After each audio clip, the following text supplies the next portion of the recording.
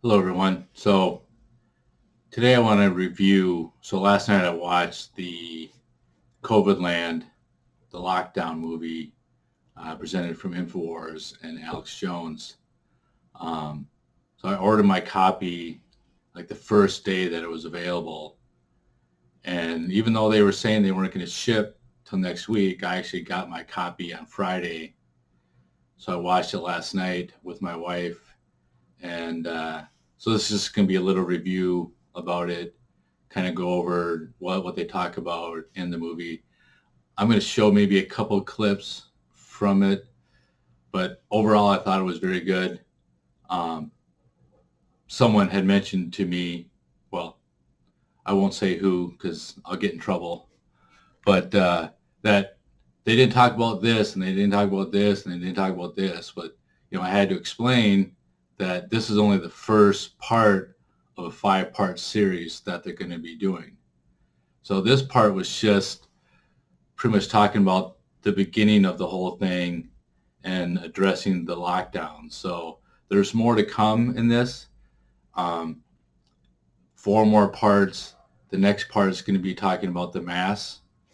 But this part was primarily about the lockdowns and how that affected people and how it was mostly a bunch of baloney. But so it starts out with the bang. And I forget the guy's name, but he pretty much comes out and says that the COVID-19 was the biggest fraud ever portrayed on the history of the world. So it starts out really strong. And then they just kind of go over a few clips of, some of the news clips from things that were happening at the time. But then it goes into showing a bunch of videos. They talk about all the videos that were leaked out of China, right? Which I don't think they were leaked out of China. I think they were purposely put out. And, about them welding people's doors shut and locking people in and people falling over. And I remember at the time watching that stuff and it seemed like it was pretty serious, right? But a lot of it looked staged.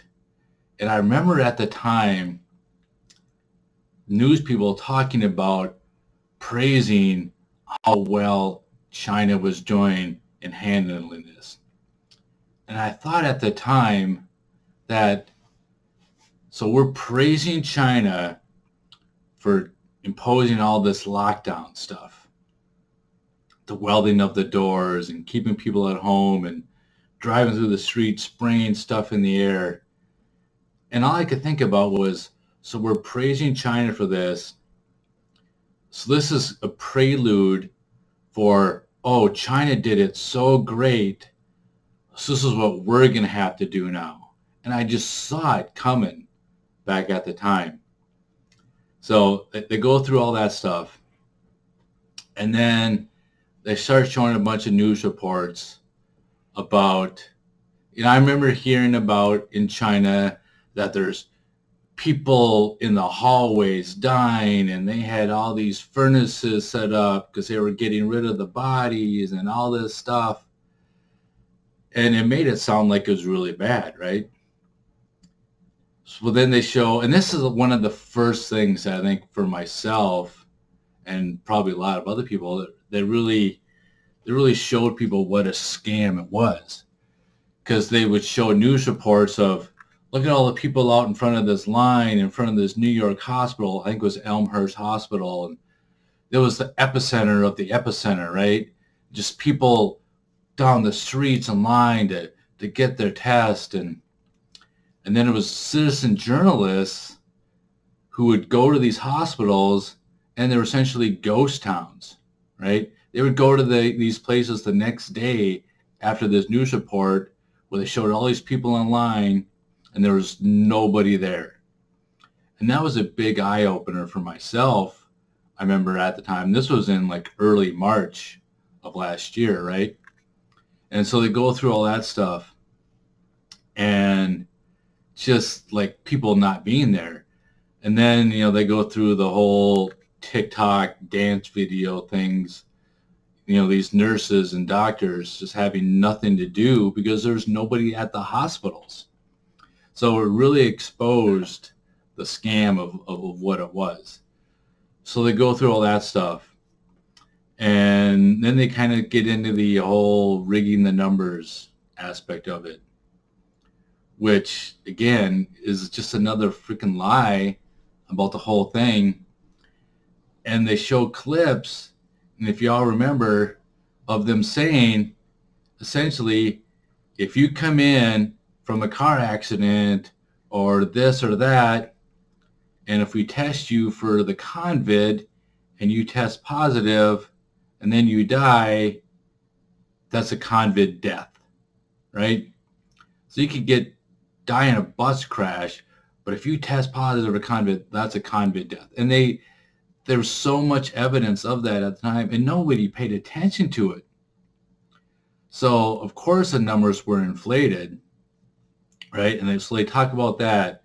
And, they show the clip of them saying, actually, I don't remember when it was that they came out with this, but essentially, of all the 600-some thousand deaths at the time, that only 6% of those were actually a COVID death, right? So again, it just shows the lie and the hypocrisy of the whole thing. So they use the numbers to inflate the scare to enact all this crap, right, that we had to go through last year. So it's just, again, just a lie. And people still use these numbers today when it's only 6% didn't have, what was that? I think it was everybody who had a 2.6 other comorbidities associated with when they died. And Del Bigtree talks about how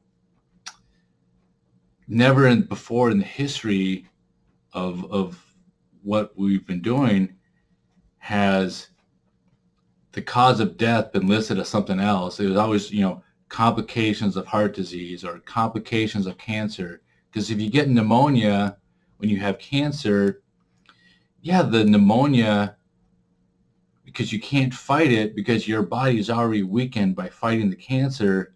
So the pneumonia that you get contributes to your death, but it really wasn't the cause of your death. You already had cancer to begin with. So they go through all that, in this video. And then they started talking about the ventilators and do a great clip with Aaron Olszewski. I hope I said that right. I think I did. And how they were just coming in, tying these people down in beds, drugging them, knocking them out, and putting them on ventilators. And like 99% to 100% of everybody that got put on a ventilator passed away, right? Except for this one guy who actually woke up because he was on drugs to begin with. So whatever they gave him to knock him out really didn't work as it should have. And he was able to pull out his own tube, which essentially saved his own life. So that's the only person that she was able to document. I think she was at Elmhurst Hospital that survived after being put on a ventilator. And then they started talking about the PCR tests. So, of course, I remember when this all came out, we need to find a test. We need to find a test. We need to find a way to test this. So they came out and started using this PCR test, right? And they go over how it's not really meant to test this. And Carrie Mullis, they show video clips of Carrie Mullis pretty much saying, this is not what this is meant for. And just, just imagine if that guy was still alive today. Because, of course, shortly into this, he passed away, right? After calling out Dr. Fauci. But imagine if he was still alive today, what he would be saying now. And so they talk about, he goes into all that, and they talk about how the PCR tests, if you run it up to enough cycles, you're going to find whatever it is that you're looking for. And they show clips of even Dr. Fauci saying that anything past 33 cycles you're not really finding anything. You're just finding dead nucleotides. And so they go through all that stuff, which was very interesting to watch. Of course, most of the stuff, I'm already aware of that I've seen, but, it's good to go back and refresh your mind on all this stuff, because a lot of times we tend to forget this stuff, right? Because it's gone on for so long. And then they started talking about, and this was probably the hardest part of the film to watch, the last 30 minutes of it, talking about the people in the senior elder care homes and people dying alone and people not being able to see their loved ones as they're dying, which is so inhumane, in my opinion. And they show a lot of clips of that happening. So I'm going to pull this up here real quick. So this is just a part of the film. I'm just going to play like a minute of this part here. And I've literally had to dial them. We've had so many family members that have had to say goodbye to their loved ones over FaceTime because the hospitals were refusing to let family members inside. Meanwhile, their family members literally on their deathbed, waiting to take their last breath, and we're keeping people, outside for those last crucial moments of life that people will never get back. I can't think of anything more inhumane to be done to not only a patient, but to a patient's family. This is where Britain's youngest person with coronavirus died yesterday. 13-year-old Ishmael Mohammed Abdul Wahab from Brixton was being treated at King's College Hospital in London. His family were unable to visit him, and friends are tonight paying tribute.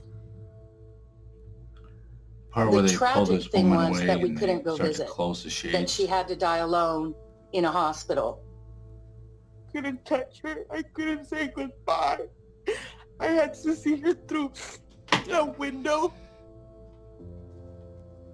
Hang on a minute, don't take her away. Hey, don't take her away. Don't take her away. Don't take her away, you bastard. And they close the blinds on him. Absolute bastards. Sad. Oh, God. It's not even something you can fathom. I mean, So that's one part that I thought was pretty rough, right? So I'm already 13 minutes into that. I didn't want to go this long, but so I would definitely recommend watching this. So again, it's still available on InfoWarsStore.com. So if you just go to InfoWarsStore.com, or you can go to Covidland.com. But I looked at this last night and it wasn't available. But now I am showing here today that it's now available again. But it's $19.95, and with it you do get a free copy of Endgame, Blueprint for Global Enslavement, which I've seen that before too, and I have several copies of that laying around the house. But it's very good. I definitely recommend it. I find it ironic that they already have 10 reviews on here.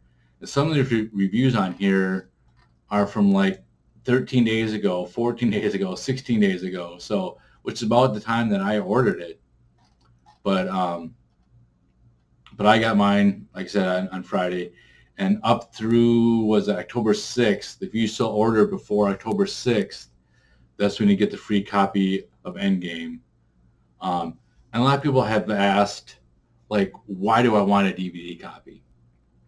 I don't even have a DVD player or whatever. But the reason you need physical copies these days is because we all know that when things get on the internet, it can easily be taken down, right? Because there's so many times that I've tried to go back and look for certain things, and they just have pulled it off the web. It's gone. You can't find it anymore. So with this, it has a 0 country code, so you can copy it. You can make copies. You can send it to people. You can record it. You can put it online yourself, which I'm probably going to do. It'll take some time, but you need to have physical copies, even if you have some of your favorite movies that you like. I know back in the day, people had huge DVD collections, 200, 300, 400. I used to work at Blockbuster. People would come in and buy the used DVDs all the time. Well, that's gone away now because you can just stream anything. Almost anything you want, you can find, you can stream it. But for example, say if you like the movie Braveheart, right, and you don't have a physical copy of it, and you go on to Amazon or wherever you watch your stuff, and someone has decided that Braveheart's a bad movie, and they've just pulled it off the internet, and you can no longer ever see it again. So it's nice to have that physical copy to back up on. Same thing with music. They could ban stuff at any time. It's the whole new book burning thing, right? So I definitely recommend getting this film. Again, this is part 1 of a 5-part series. Second part is going to be more related to the mass. And this was a great introductory part of it. Because like I said, people will say that, well, they didn't talk about this, they didn't talk about this, they didn't talk about that. But again, this is just the start. It's very well done. I never got bored. I never was like, oh man, I want to stop this. So again, Covidland.com, or you can go to InfoWarsStore.com and get it. And I do want to say here at the end that I'm not getting paid for promoting this. Infowars is not paying me for this. I don't get any revenue sharing because of this. So go ahead and get it. And if you didn't know, we live in a clown world. So with that, we will see you tomorrow night.